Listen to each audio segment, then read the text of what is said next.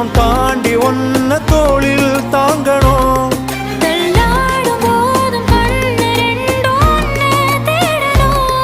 உயிர் விட்டு போகும் அந்த நொடியில் ஓருவம் முன்னால் வரணும்.